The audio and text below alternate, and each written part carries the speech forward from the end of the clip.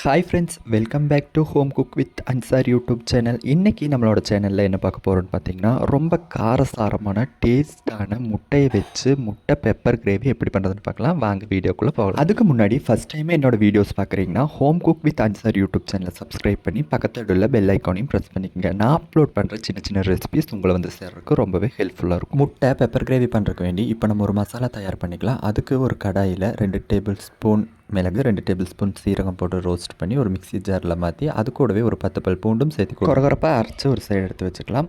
இப்போ ஒரு கடாயில் தேவையான அளவு ஆயில் ஊற்றி ஆயில் நல்லா சூடாகி வர ஸ்டேஜில் 1 டேபிள் ஸ்பூன் மஞ்சள் தூள், 1 டேபிள் ஸ்பூன் மிளகாய் தூள், 1 டேபிள் ஸ்பூன் மல்லித்தூள், தேவையான அளவு சால்ட்டும் ஆட் பண்ணி கொஞ்சம் மிக்ஸ் பண்ணி இது கூடவே நம்ம பாயில் பண்ணி 2 பீஸாக கட் பண்ணி வச்சுருக்க எக்கையும் சேர்த்து கொடுத்து 2 சைடும் மீடியம் ஃப்ளேம்லேயே வச்சு நல்லா குக் பண்ணி எடுத்துக்கலாம்.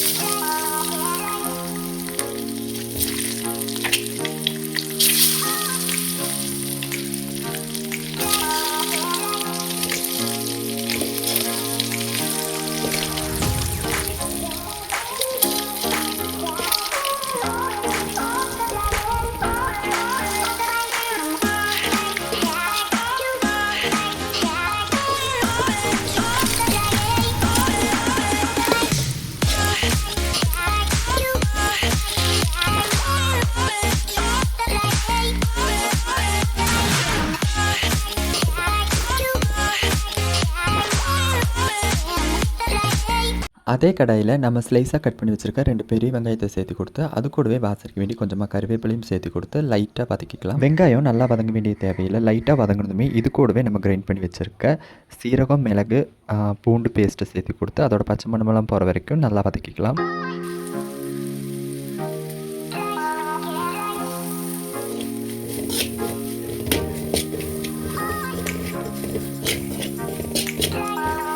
மசாலாவெல்லாம் நல்லா வதங்கி பச்சை மணம் மாறினதும் 1 கிளாஸ் வாட்டர் ஆட் பண்ணி கொஞ்சம் நேரம் கொதிக்கப்படலாம்.